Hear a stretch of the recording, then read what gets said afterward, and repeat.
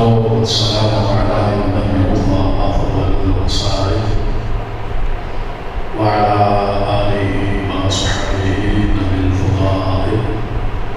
أما بعد فأعوذ بالله من الشيطان الرجيم. بسم الله الرحمن الرحيم. ربنا اغفر لي ولوالدي وللمؤمنين يوم يقوم الحساب. آمنت بالله صدق الله العظيم. إن الله وملائكته يصلون على النبي يا أيها الذين آمنوا صلوا عليه وسلموا تسليما. الصلاة والسلام عليك يا سيدي يا رسول الله وعلى آلك وأصحابك يا سيدي يا حبيب الله. الصلاة والسلام عليك يا شفيع المذنبين وعلى آلك وأصحابك يا رحمة للعالمين. آج کی یہ تقریب سعید بسلسلہ اِرشاد طباب انعقاد پذیر ہے. والدین مرحومین برادر مکرم مولانا قاری محمد وسیم قادری صاحب اور ان کے دیگر برادران، اللہ کریم آپ کی اس بزم کا صدقہ اور آقا کونین صلی اللہ علیہ وآلہ وسلم کے والدین کریمین طیبین کا صدقہ، قاری صاحب کے والدہ اور والد، اللہ ان کو غنی کی رحمت فرمائے. جن کے والدین دنیا سے پردہ فرما چکے ہیں، مالک ان کی قبور کو حقہ نور فرمائے. جن کے حیات ہیں، مالک صحت و عافیت، ایمان و عقیدے کی سلامتی کے ساتھ درازی عمر میں خیر نصیب فرمائے. مجھے جو موضوع دیا گیا ہے، میں انشاءاللہ العزیز اسی موضوع پر اور کوشش کروں گا کہ اپنے وقت کے اندر کچھ معلومات پیش کروں. تقریر آپ محترم مولانا وسیم عبادی صاحب سے سماعت کیجیے گا، اس لیے کہ وہ ایک طبیب اور صاحب علم آدمی ہیں. میں طالب علم ہوں، سبق سنانے کی کوشش کروں گا. بلا تمہید پہلی حدیث سے مبارکہ آپ کے سامنے گوشت گزار کر کے لانا ہوں. والدین یہاں پر زیادہ تر میرے سامنے احباب بیٹھے ہیں، وہ اس وقت اس سٹیج پر ہیں کہ وہ والد تو ہے ہی ہیں، کچھ بزرگ ایسے ہیں کہ جو ابھی دادا بھی ہیں. اس لیے میں پہلی حدیث جو عرض کروں گا وہ باپ کے حوالات سے. میرا موضوع ہے ماں باپ کے حقوق اور ان کی ذمہ داری. ایک حضور سیدنا آقا مولانا شیخ عبد القادر جیلانی رضی اللہ تعالیٰ عنہ کے والدین کریمین، اور تیسرا ہے آقا کونین نانا حسنین صلی اللہ علیہ وآلہ وسلم کے والدین کریمین طیبین طاہرین. اب یہ تینوں ایک طویل موضوع ہے. میں کوشش کروں گا کہ میں اختصار کے ساتھ اپنے وقت کے اندر ان معلومات کو عرض کروں. پہلی حدیث شریف حضرت سیدنا عمر بن عاص رضی اللہ تعالی عنہ کریم آقا صلی اللہ علیہ وآلہ وسلم کی بارگاہ میں ایک دن حاضر ہوتے ہیں اور آ کر شکایت کرتے ہیں اپنے بیٹے کی. یہ وہی عمرو بن العاص رضی اللہ تعالی عنہ ہے کہ جن کی بڑی شان اور فضیلت احادیث میں بیان ہوئی ہے، لیکن کچھ پھسلے ہوئے لوگوں کی زبان پھسل جاتی ہے، اللہ استقامت عطا فرمائے۔ یہ وہی عمرو بن العاص رضی اللہ تعالی عنہ ہیں، کریم اللہ کی بارگاہ میں شکایت لے کر آئے کہ یا رسول اللہ صلی اللہ علیہ وآلہ وسلم، میرا بیٹا ساری رات نماز پڑھتا رہتا ہے۔ اب اگر ہمارا بیٹا اتنا سعادت مند ہو کہ وہ ساری رات مصلی آباد کرے، سجدے سے جبین کو آباد کرے، تو ہم اپنے محلے میں امام مسجد، قاری صاحب، اپنے مرشد، اپنے پیر کے پاس اس بیٹے کی شکایت دے کر تو نہیں جائیں گے۔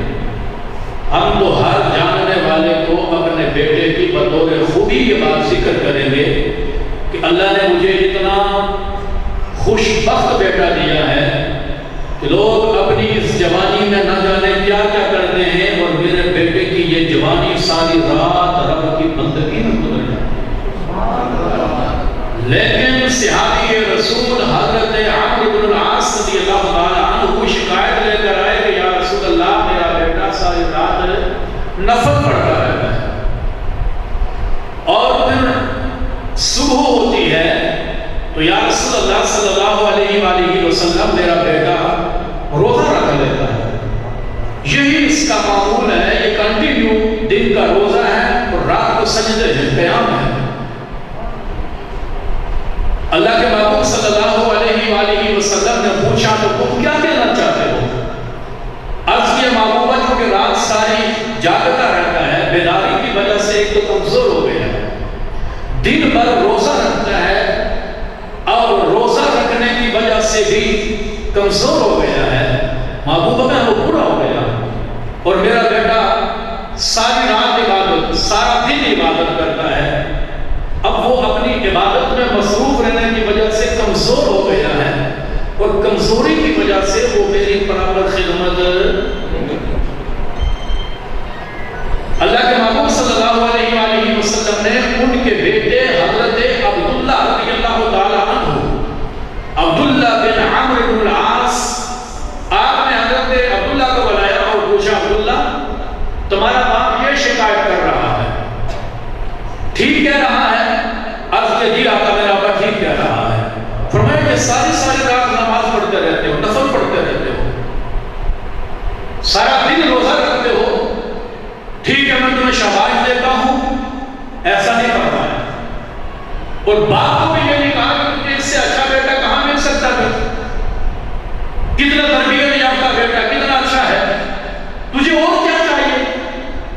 آپ نے اس جوان صحابی حضرت عبداللہ رضی اللہ تعالی عنہ سے فرمایا کہ میرے غلام، یہ ساری رات کی عبادت اور پورا دن روزہ، اس کا سبب کیا ہے، کیوں رکھتے ہو؟ تو آج کی محبوبہ اس لیے رکھتا ہوں کہ رات جاگوں گا، رب راضی ہو جائے، دن کو نفلی روزہ رکھوں گا، رب راضی ہو جائے۔ فرمایا بس رب کو راضی کرنا چاہتا ہے، جب رب راضی ہو گیا تو پھر اس کے بعد رہتا ہے تو کچھ نہیں ہے نا۔ آج کی محبوبہ بس رب کو راضی کرنا چاہتا ہوں۔ فرمایا یہ تو بڑی سادی سی بات ہے، رب کو راضی کرنا چاہتے ہو تو ساری رات مصلی میں گزارنے اور سارا دن روزہ رکھنے کی بھی ضرورت نہیں ہے۔ رضا رب فی رضا الوالد، اپنے باپ کو راضی کر لے، رب خود بخود راضی ہو جائے۔ نعرہ تکبیر، نعرہ رسالت، صحابہ مصطفیٰ۔ کیا فرمایا؟ اپنے باپ کو راضی کر لے، کسی اور سے سرٹیفکیٹ لینے کی ضرورت نہیں ہے، کسی اور سے سند لینے کی ضرورت نہیں ہے، اپنے دل سے پوچھئے، بڑا مفتی ہے کہ کیا تیرا باپ تم پہ راضی ہے؟ تیرے تمام ایکٹیویٹی سے تیرا باپ متفق ہے؟ تمہاری تمام وہ حرکات شب و روز کی، تمہارا باپ ان کی وجہ سے سر اٹھا کے چلتا ہے؟ باپ مجھے دیکھ کے خوش ہوتا ہے؟ اگر تیرا باپ تجھ سے راضی ہے تو میں مصطفیٰ تجھے گارنٹی دے رہا ہوں کہ تیرا رب بھی تجھ سے راضی ہے۔ لہٰذا اپنی عبادت کو کم کرو، رات کو آرام بھی کرو۔ تم پر تمہارے جسم کا بھی حق ہے، تم پر تمہاری آنکھوں کا بھی حق ہے، تم پر تمہارے گھر والوں کا بھی حق ہے، اور تم سے تمہیں ملنے والے آنوں والوں کا بھی تم پر حق ہے، لہذا یہ سارے حق ادا کرو۔ اب اس حدیث کا خلاصہ کیا نکلا کہ اگر ہم بڑی سے بڑی عبادت بھی کریں لیکن اگر والد راضی نہیں ہے تو رب بھی راضی نہیں۔ اگر والد اور والدہ راضی ہو جائیں، ان کی خدمت کی توفیق مل جائے تو کمال کتنا ہوتا ہے۔ حضرت سیدنا موسیٰ علیہ السلام خود میں احادیث میں یہ بات آتی ہے، ایک دن اللہ سے عرض کرنے لگے مالک جنت میں تو میں جاؤں گا لیکن وہ جنت میں جو میرا پڑوسی ہوگا مجھے وہ دکھا دے گا، وہ کون ہوگا؟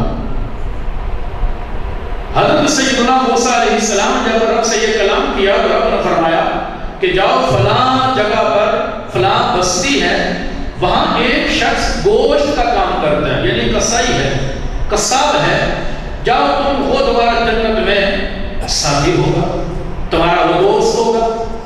حضرت سیدنا موسیٰ علیہ السلام اس کے پاس تشریف لے جاتے ہیں، دیکھا کہ روٹین کے مطابق جیسے لوگ مزدوری کرتے ہیں وہ مزدوری کا گوشت کاٹتا ہے، تولتا ہے اور بھیج دیتا ہے، کوئی ایسی اس کی ایکٹیویٹی جو اضافی ہو نظر نہیں آئی۔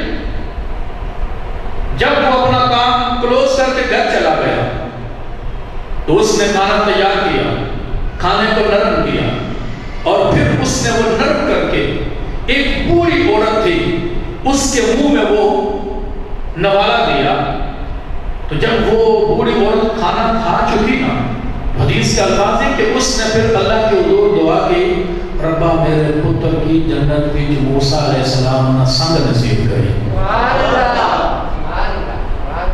موسیٰ علیہ السلام پاس بیٹھے ہیں، اس قصاب کو نہیں پتا کہ جو میرے پاس بیٹھے ہیں یہ رب کے پیغمبر ہیں۔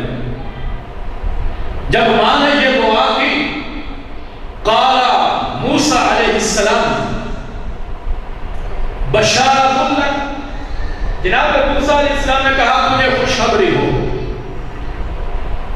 تجھے خوشخبری ہو، انا جلیسک فی الجنہ وانت جلیسی فی الجنہ۔ اے رب کے بندے، اگرچہ تو کسائی ہے، تیرا وہ چھپا چھپا وہ داڑھی ٹوپی وہ سولیا نہیں ہے کہ جس سے لوگ امپرس کہ یہ بڑا نیک بندہ ہوگا، یہ تو کسائی ہے۔ فرمایا اتنا مقدر والا ہے تو کہ جنت میں تو میرا پڑوسی ہوگا اور میں تیرا پڑوسی ہوگا۔ اور سن لے، انا موسیٰ، میں ہی موسیٰ علیہ السلام ہوں کہ تیری ماں جس کے لیے دعا مانگ رہی ہے۔ سوال کیا تھا؟ ایک جلیل القدر پیغمبر کی معیت، رفاقت اور سنگت نصیب ہو رہی ہے، اور وہ بھی جنت میں۔ اس کے پیچھے ریزن کیا ہے؟ بوڑھی ماں کی خدمت، بوڑھی ماں کی خدمت ہے۔ پہلی حدیث کہتی ہے رب کو راضی کرنا چاہتے ہو تو کیا کرو؟ باپ کو راضی کرو۔ دوسری حدیث کہتی ہے کہ اگر جنت جانا چاہتے ہو تو کیا کرو؟ اپنی ماں کی خدمت کرو۔ میں یہاں ایک حدیث عرض کر دیتا ہوں۔ ایک صحابی کریم آقا صلی اللہ علیہ وآلہ وسلم کی بارگاہ میں حاضر ہوتے ہیں۔ اب شاید کچھ لوگ کہیں جی کہ ہم خدمت کرنا چاہتے ہیں لیکن ماں باپ کا رویہ ایسا ہوتا ہے، ایسا ہوتا ہے کہ پھر بس دل ٹوٹ جاتا ہے۔ میں بازار سے اپنے ابا جی کے لیے، اپنی امی جی کے لیے فروٹ لے کے آتا ہوں، پیش کرتا تو ابا جی پھینک دیتے، میں نہیں کھاتا۔ امی جی نہیں کہتی ہیں بس ٹھیک ہے اپنے زنانی کی چاہیے جانا کھانی، میں لے کے آتا ہوں، وہ قبول نہیں کرتے ہیں۔ تو مولوی صاحب کہتے ہیں کہ خدمت کرو، میں کیسے کروں؟ ایک صحابی اللہ کے محبوب صلی اللہ علیہ وسلم کے بارگاہ میں حاضر ہوئے، عرض کی محبوبہ میری جو ماں ہے نا وہ مجھے بہت سخت زبان استعمال کرتی ہے، مجھے سخت زبان استعمال کرتی ہے، محبوبہ بہت پریشان ہوں، میں کیا کروں؟ میں خدمت کرنا چاہتا ہوں لیکن میری ماں بڑی سخت زبان استعمال کرتی ہے، میرے لیے وہ موقع ہی نہیں بن رہا ہے، تو محبوبہ میں بڑا پریشان ہوں، میں آپ کو کیا کروں؟ اللہ کے محبوب صلی علیہ وسلم نے فرمایا، خلاصہ کر رہا ہوں، اچھا تو ماں کی خدمت کیوں کرنا چاہتا ہے؟ یا رسول اللہ کہا کہ ماں کی خدمت کر کے جنت چلا جاؤں، ماں نہیں مان رہی ہے، خدمت قبول نہیں کر رہی ہے، اب کیا کروں؟ فرمایا ماں خدمت قبول کرے یا نہ کرے، موقع دے یا نہ دے، تو برابر خدمت کرتا جا، ان الجنت تحت اقدام الامہات، اس لیے کہ جنت ماں کے قدموں کے نیچے ہے۔ جو یہاں پر جوان بیٹھے ہیں وہ ذرا اپنے آپ سے پوچھیں، 100% آپ درست ہوں، صحیح ہوں، ماں بوڑھی ہو گئی ہے، باپ بوڑھا ہو گیا ہے، کسی وجہ سے ان کے ذہن میں کوئی بات بیٹھ گئی ہے، کبھی انہوں نے کوئی سخت جملہ کہہ دیا کہ زنانی کی گڑ کے اسی اپنا پکڑانا ہو جانا، میں رہنا ہی نہ جی، بس جی ابا ہم بڑھنے نہیں ہے، ہم کرائے پہ رہنا۔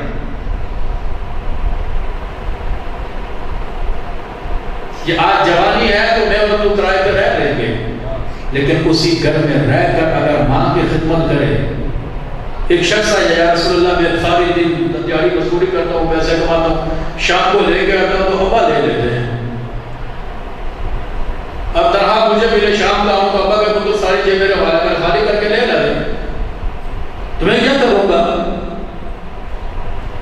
جو آج کے نوجوان کرتے ہیں، اب صحابہ خود سے پردیانتیں پیش کرتے تھے، رسول اللہ کی بارگاہ میں حاضر ہوئے، یا رسول اللہ جو کچھ کماتا ہوں والد لے لیتا ہے، میری بیوی بھی ہے، میرے بچے بھی ہیں، اب میں کیا کروں؟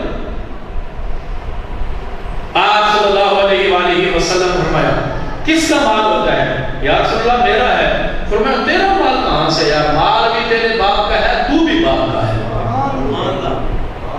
اگر آج تنخواہ سے بیٹا 2-4 ہزار روپیہ بیوی کے سامنے ماں کی خدمت کر لے، ہاتھ پہ دھر لینا، تو میں سبھی کی بات کو نہیں کرتا ہوں، کیونکہ ہم اس فیلڈ سے ہیں نا وسیم صاحب، ہم لوگ تو ہمیں اس طرح کے مسائل سمجھنے میں بہت آتے ہیں کہ اگر سب یہ ہے تو بس گھر والی نے بڑا رولا ڈالا ہوا ہے،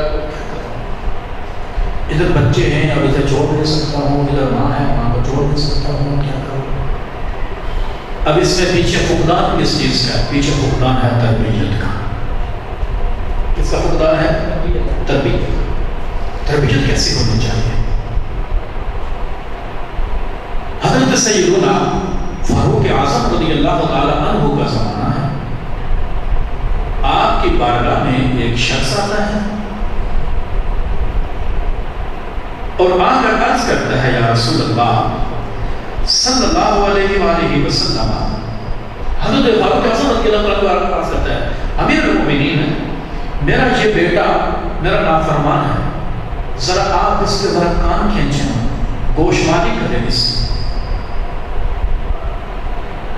فاروق اعظم رضی اللہ تعالیٰ عنہ نے اس بات کی شکایت سن کے بیٹے سے پوچھا، اب یہ میری بات سبھی توجہ سے سنیے گا، اس بیٹے سے پوچھا کہ بیٹا تیرا باپ شکایت کرتا ہے کہ تو اپنے باپ کی بات نہیں سنتا ہے، نافرمانی کرتا ہے، تو اس کا حق کیوں نہیں پورا کرتا ہے؟ اب وہ بیٹا عرض کرتا ہے، اے عمر بن خطاب رضی اللہ تعالیٰ عنہ، کیا صرف اولاد ہی کے حق ہیں کہ وہ ماں باپ کے پورے کریں، یا ماں باپ کے بھی کچھ حقوق کے اولاد کے ہوتا ہے؟ ماں باپ کی بھی کوئی ذمہ داری ہے یا نہیں ہے؟ آپ نے فرمایا ہاں ہے۔ عرض کی امیر المومنین بتائیے نا پھر وہ کیا کیا ہے؟ آپ نے فرمایا پہلی ذمہ داری، پہلا حق اولاد کا، اور باپ کے اوپر جو ذمہ داری یعنی فرض وہ کیا ہے؟ فرمایا باپ کی سب سے پہلی ذمہ داری اور اولاد کا پہلا حق یہ ہے کہ وہ اپنے لیے اچھی بیوی کا انتخاب کرے۔ کیوں؟ کہ وہ صرف اس کی بیوی ہی نہیں ہوگی بلکہ وہ کل اس کے بچوں کی ماں بنے گی۔ اگر ماں تربیت اچھی کرے گی تو بیٹا معاشرے میں اچھا۔ میرے استاد محترم اللہ ان کی قبر کو غریق رحمت فرمائے، محدث اعظم پاکستان رحمۃ اللہ علیہ کے شاگرد بھی تھے، اور انہی کی مسجد میں محدث اعظم پاکستان رحمۃ اللہ علیہ کے نائب بھی تھے۔ جب آپ نہیں ہوتے تھے تو امامت کروایا کرتے تھے۔ شیخ الحدیث والتفسیر مفتی محمد حیات خان قادری رضوی رحمۃ اللہ علیہ، آپ فرماتے ہیں کہ استاد نے ہمیں ایک بات بتائی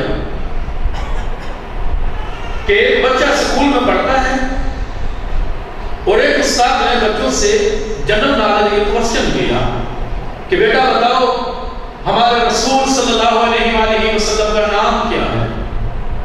اگر ابھی میں چھوٹے سے بچے سے پوچھوں نا تو یقیناً وہ بھی بتائے گا نام ہی ایسا ہے۔ استاد نے پوچھا تو بچہ خاموش ہے، استاد نے پھر اس کو کہا، اس بچہ خاموش ہے۔ نعرہ تکبیر، نعرہ رسالت، نعرہ رسالت، نعرہ رسالت، نعرہ تحقیق، نعرہ حیدری۔ تو جو فرمائیں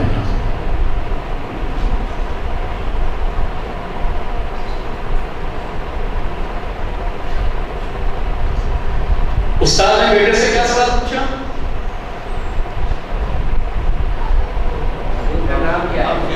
ہمارے نبی صلی اللہ علیہ وآلہ وسلم کا نام کیا ہے؟ تو بچہ خاموش ہے۔ استاد نے پھر پوچھا، بچہ خاموش ہے۔ تو استاد جی کہتے ہیں کہ ہمارے استاد محمد صاحب پاکستان رحمۃ اللہ علیہ فرماتے ہیں کہ استاد نے یہ سمجھا کہ بچہ سرکش ہو گیا ہے، جان بوجھ کے ضد کر کے سبق نہیں سنا رہا ہے، بچے کو پنشمنٹ کی، وقت گزر گیا، پیریڈ ختم ہو گیا، بریک ہو گئے۔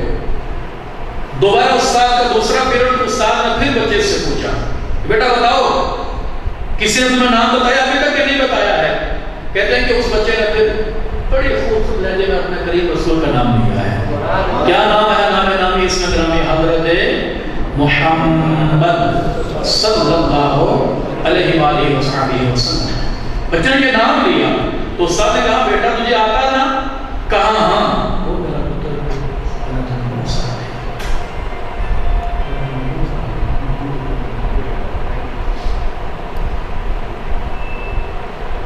کیا فرمایا؟ بیٹا اگر تجھے آتا تھا تو پہلے بتاتے تھے۔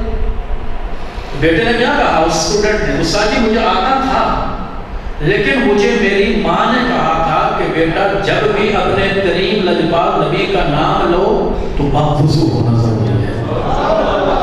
کبھی بے وضو اپنے رسول کا نام اپنی زبان پر، استاد میرا وضو نہیں تھا تو اس لیے میں نے وہ پاک نام اپنی زبان پہ نہیں لایا۔ تربیت پیچھے کس کی تھی؟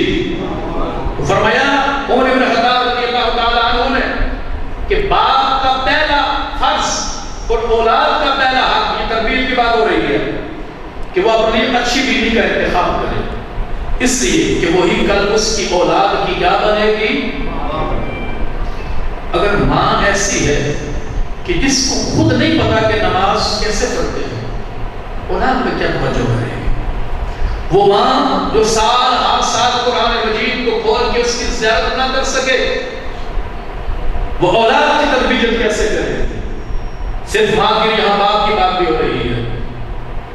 دوسرا فرمایا، دوسرا باپ کی یہ ذمہ داری ہے، یہ فرض ہے اس پر، اور اولاد کا یہ حق ہے کہ وہ اپنی اولاد کا اچھا نام رکھے۔ کیا کرے؟ اچھا نام رکھے۔ اس نے کہا اے فاروق اعظم میرا مسئلہ حل ہو گیا ہے، اے امیر المومنین میرے والد نے جس عورت سے شادی کی ہے وہ عورت بکتی بکاتی منڈیوں میں بازاروں میں فروخت ہوتی اب یہاں آئی ہے، اس کا تو حسب نسب ہی نہیں پتا ہے کہ اس کا بیک گراؤنڈ کیا ہے۔ میرے باپ نے ایک بکتی ہوئی عورت سے شادی کی اور جب میں پیدا ہوا ہوں تو میرے باپ نے میرا نام رکھا ہے نامندہ۔ اب جو میرا نام ہے خود رکھا ہے، کوئی باپ میرا نام خود رکھا ہے، وسیم صاحب نے، آپ میں سے کسی نے آگے پیچھے نام پہ حضرت علامہ مولانا فخر اہل سنت وسیم بھائی ہوئے ایک دن ایک بوڑھے سے بابا جی سے مجھے بڑے لطیفے کی بات سنائی ہے۔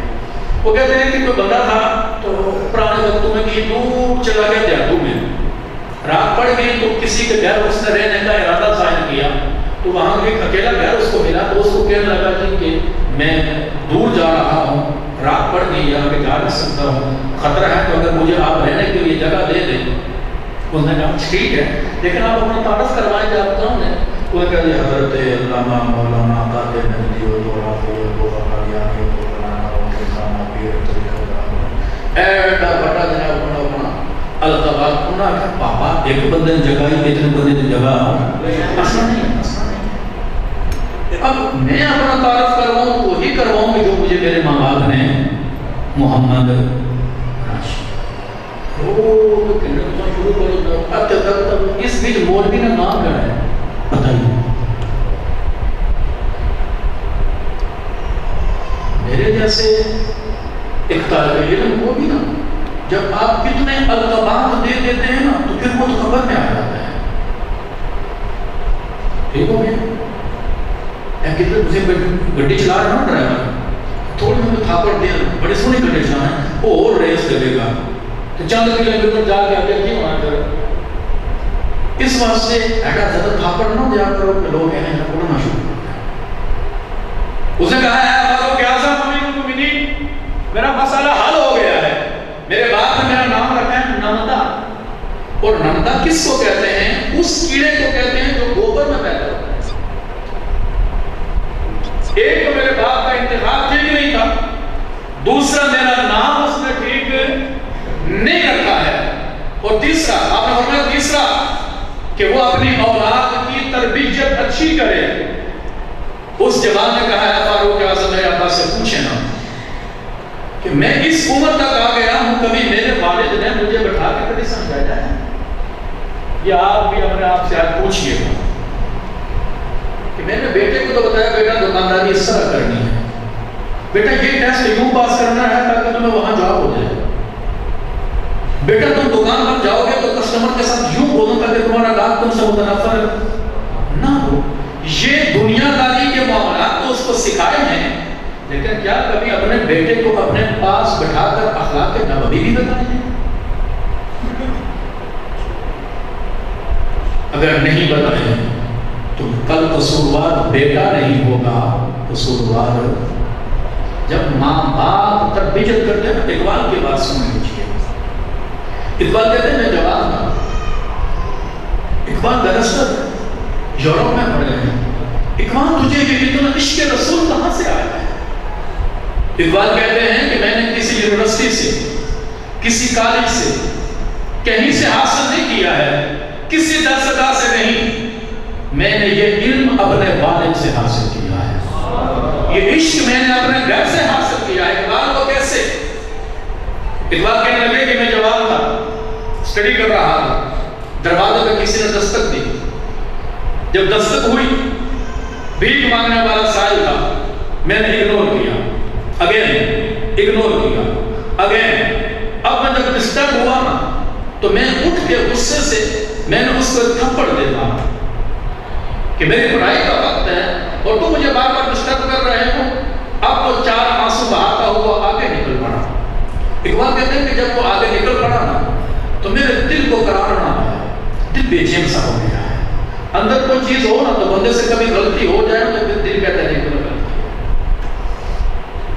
اقبال کہتے ہیں دل مجھے کہہ رہا تھا ٹھیک نہیں کیا ہے اقبال دل بے قرار تھا کرتے کرتے جب دل کو قرار نہ آیا تو میں اپنے والد کے پاس چلا گیا میں نے کہا ابا جی آج میں نے یہ کام کیا ہے کہتے ہیں میرا باپ پھوٹ کے رویا ہے کہا بیٹا تو نے اس کو مارا ہے کل قیامت والے دن جب محشر کا میدان لگے گا تو اگر وہ رسول اللہ کی بارگاہ میں یہ شکایت کرے یا رسول اللہ آپ کے ایک امتی نور محمد کے بیٹے اقبال نے مجھے تھپڑ مارا تھا تو بتا میں اپنے رسول کو کیا جواب دوں گا نور محمد کیا عظیم نام آج اگر ہم کسی کو پوچھیں کہ کوئی اسلامی نام دسو عبداللہ رکھو وہ دیکھو بھانڈیاں نام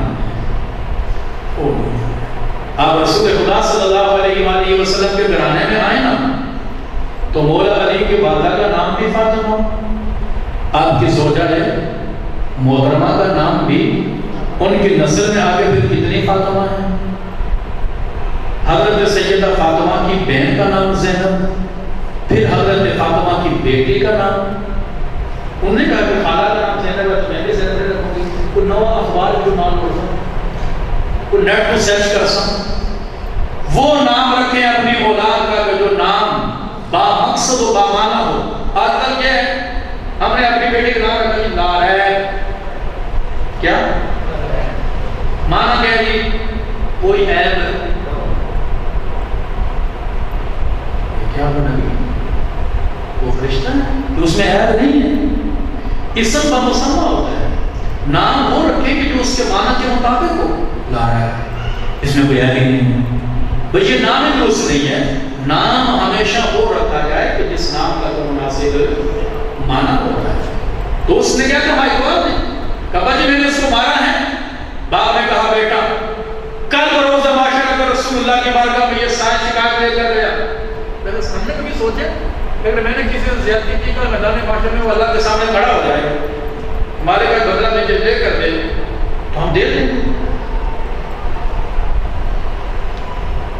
تو اقبال کہتے ہیں میں نے کہا باجی پھر اس کا کیا کروں میں؟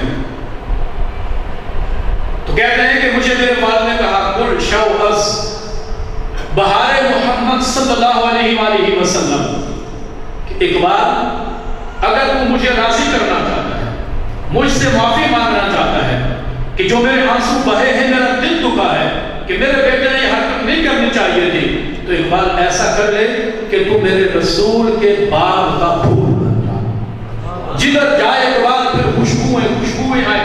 اقبال کہتے ہیں وہ دن آیا اور یہ دن آیا ہے. اقبال نے جب بھی بات کی ہے عشق رسول کی بات کی ہے. وہ اقبال جو بیرسٹر ہے، داڑھی نہیں ہے، سر پہ ٹوپی نہیں ہے، جبہ دستار نہیں ہے، ہاتھ میں تسبیح نہیں ہے، کسی مسجد کے ممبر پہ کھڑا ہو کے خطبہ نہیں دے رہا ہے، کسی مسجد کے مصلے پہ برابر امام نہیں ہے.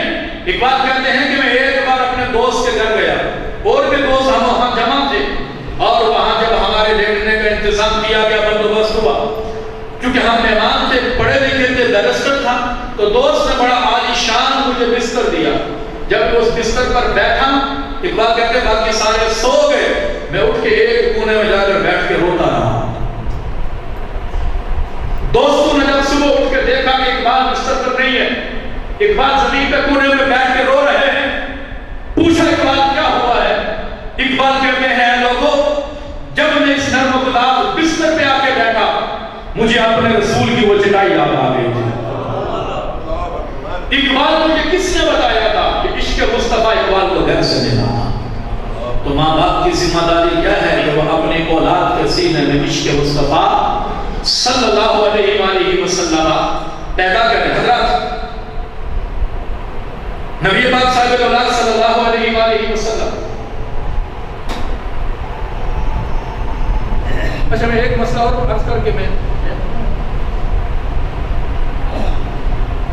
ٹائم ہو گیا، میں بات کر رہا ہوں. اگر والدین اپنی اولاد پہ ظلم کریں، زیادتی کریں، حدیث کا مفہوم عرض کر رہا ہوں، باوجود ظلم، باوجود زیادتی کے اولاد کا کوئی حق نہیں پہنچتا ہے کہ وہ کو ریئیکٹ کرے. وہ برابر ان کی خدمت کریں، مار لیں، پیٹ لیں، جو مرضی کریں، بد دعائیں دیں، سخت لفظ بولیں، اولاد ان کے آگے سر نہ اٹھائے. ایک دوسرا، بعض دفعہ والدین جس بات میں آتے ہیں اولاد کی نافرمانی کی وجہ سے، تو کیا کرتے ہیں؟ وہ لکھ کے دیتے ہیں کہ ہم نے اس کو اپنی جائیداد سے آگ کر دیا ہے. ہوتا ہے نا ایسے؟ اب اپنی اس جائیداد سے اولاد کو آگ کرنے کا ماں باپ کو کوئی حق حاصل نہیں ہے. شریعت نے باپ کی وراثت سے اولاد کا حق رکھا ہوا ہے. اب جو حق باپ کی وراثت سے اللہ نے بیٹے کے لیے رکھا ہوا ہے، باپ کو کوئی اختیار نہیں ہے کہ وہ شریعت میں دخل اندازی کرے. اگر دخل اندازی کرے گا تو وہ مجرم کرے گا. اگر ماں باپ سختی کرتے ہیں اولاد خدمت کرے. اگر اولاد نافرمان ہے، ماں باپ اس کو آگ نہ کریں، اس کا معاملہ رب پر چھوڑ دیں تو کل اس کا حساب ضرور دے گا. ابھی میرے دونوں عنوان باقی رہ گئے ہیں، حضور غوث رضی اللہ تعالیٰ عنہ اور آپ کے والدین والا، اور ہمارے آقا صلی اللہ علیہ وآلہ وسلم اور ان کے والدین کے حوالے سے. قبلہ قاری وسیم عباسی صاحب موجود ہیں، قاری وسیم قادری صاحب موجود ہیں. دونوں حضرات اس پر آپ کو سیر حاصل گفتگو سنائیں گے. جو میں نے ٹوٹی پھوٹی معلومات آپ کے سامنے عرض کی ہیں اللہ مجھے ان پر عمل کی توفیق عطا فرمائے، اور جہاں جہاں میں نے غلط کیا ہے علماء موجود ہیں وہاں میں بھی ضرور اصلاح فرمائیں تاکہ میں آئندہ ایسے غلطی سے اپنے آپ کو بچا سکوں۔ آپ احباب جب محفل ختم ہو تو فلسطین کے لیے خصوصی دعا کیجیے گا، اور ہمارے اہل سنت کی ایک نظر ایک بات غنی میں کامل باطل کے سامنے چٹان کی طرح کھڑے ہونے والے عالم ربانی میرے مرشد گرامی کنز علماء ڈاکٹر محمد اشرف حسن علی صاحب انتہائی علی ہیں، ان کے لیے دعا کیجیے گا، اور پھر میرے مشفق و مہربان میرے بڑے بھائی امیر تحریک صاحب اللہ کے ساتھ پیر مفتی سید احمد نقشبندی صاحب آپ بھی ہاسپٹلائز ہیں، آپ ان کے لیے بھی خصوصی دعا فرمائیے گا، اللہ کریم بیماروں کو شفا عطا فرمائے اور فلسطین کے مظلوم مسلمانوں کی مدد فرمائے، ظالموں کو ہدایت، اور اگر ہدایت کے قابل نہیں ہیں تو مالک ان کے ناپاک وجود سے اس دھرتی کو معاف فرما دے، وما علینا الا البلاغ۔ میں چونکہ میں نے ابھی ہاسپٹل جانا ہے، ہم دو صاحبہ جو قریب کے علماء ہیں، ہم نے ڈیوٹی تقسیم کی ہوئی ہے مفتی صاحب کے پاس رات ہاسپٹل کی خدمت کرنے کے لیے، میں اجازت چاہوں گا میں نے ہاسپٹل جانے کا۔